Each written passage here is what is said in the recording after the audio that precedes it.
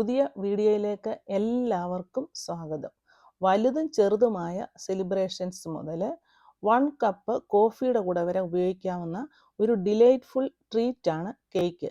ഇന്ന് പലതരത്തിൽ പല ടെക്സ്ചറുകളിൽ കേക്കുകൾ അവൈലബിൾ ആണ്. പലർക്കും നന്നായി ബേക്ക് ചെയ്യാനും അറിയാം. ചിലർക്ക് കേക്ക് ഡെക്കറേഷൻ ഒരു പാഷനാണ്.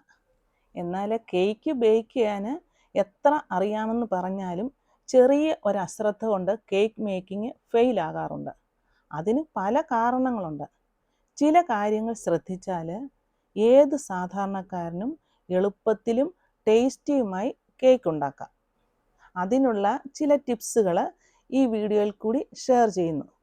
നിങ്ങൾക്കറിയാവുന്ന കാര്യങ്ങൾ കമൻറ്റ് ബോക്സിലൂടെ അറിയിക്കുമല്ലോ. എല്ലാവർക്കും പ്രയോജനപ്പെടട്ടെ. ഒന്നാമതായി ഇതിനുപയോഗിക്കുന്ന ഇൻഗ്രീഡിയൻസ് ഒക്കെ ഫ്രഷ് ആയിരിക്കണം. ഉദാഹരണം പറഞ്ഞാൽ ബേക്കിംഗ് പൗഡറൊക്കെ എക്സ്പയറി ഡേറ്റ് കഴിഞ്ഞതാകരുത്. അതുപോലെ മുട്ടയൊക്കെ അധിക നാൾ ഫ്രിഡ്ജിൽ വെച്ചതുമാകരുത്. എല്ലാ ഇൻഗ്രീഡിയൻസും റൂം ടെമ്പറേച്ചറിൽ ഉള്ളതായിരിക്കണം. മുട്ട പതപ്പിക്കുമ്പോൾ തന്നെ വാനില എസൻസ് ചേർക്കണം. അല്ലെങ്കിൽ മുട്ടയുടെ സ്മെല്ല് കേക്കിൽ വരാൻ സാധ്യതയുണ്ട്.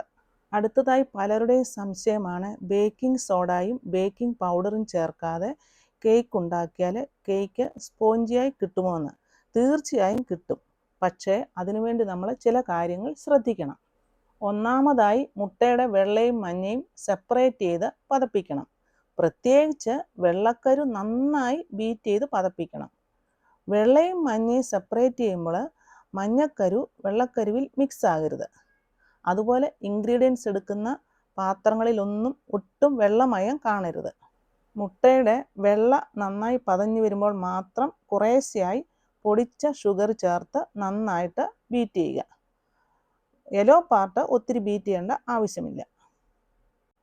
ഇലക്ട്രിക് ബീറ്ററിന് പകരം ഹാൻഡ് വിസ്കോ ഹാൻഡ് ബീറ്ററോ ഒക്കെ ഉപയോഗിക്കാം. പക്ഷെ കുറേ എഫേർട്ട് വേണ്ടി വരും. എങ്കിലും മുട്ടയുടെ വെള്ള നന്നായി പതപ്പിച്ചെടുത്താൽ ബേക്കിംഗ് പൗഡറോ ബേക്കിംഗ് സോഡയോ ഇടാതെ തന്നെ നല്ല സ്പോഞ്ചിയായ കേക്ക് കിട്ടും.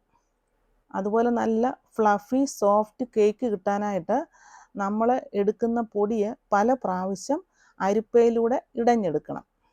അതുപോലെ പലർക്കും ഉണ്ടാകുന്നൊരു ബുദ്ധിമുട്ടാണ് ബേക്കിംഗ് കഴിയുമ്പോൾ കേക്ക് നല്ലതായിട്ട് പൊങ്ങി വരും, എന്നാൽ തണുക്കുമ്പോൾ ഹൈറ്റ് കുറയുന്നു. അത് ഇടയ്ക്കിടെ തുറന്ന് നോക്കരുത്. അതുപോലെ എയർ ബബിൾസ് ബാറ്ററിലുണ്ടെങ്കിലും അങ്ങനെ വരും. അതുകൊണ്ട് ബാറ്റർ ഒഴിച്ച ശേഷം കേക്ക് ടിന്ന് നന്നായിട്ട് ടാപ്പ് ചെയ്യണം. അതുപോലെ ബേക്കിംഗ് പൗഡറൊക്കെ എക്സ്പയറി ഡേറ്റ് കഴിഞ്ഞാണോ എന്ന് ശ്രദ്ധിക്കണം. അങ്ങനെ ബേക്കിങ്ങിൻ്റെ പല കാര്യങ്ങൾ ശ്രദ്ധിച്ചാൽ എല്ലാവർക്കും നല്ല സ്പോഞ്ചി പെർഫെക്റ്റ് കേക്ക് ഉണ്ടാക്കാൻ സാധിക്കും. നിങ്ങളുടെ വിലയേറിയ അഭിപ്രായങ്ങൾ പ്രതീക്ഷിക്കുന്നു. ഈ വീഡിയോ നിങ്ങൾക്ക് ഇഷ്ടമായെങ്കിൽ ലൈക്ക് ചെയ്യുക, ഷെയർ ചെയ്യുക, കമൻറ്റ് ചെയ്യുക. അടുത്ത നല്ലൊരു വീഡിയോയുമായി കാണുന്നത് വരെ ഹാവ് എ നൈസ് ടൈം.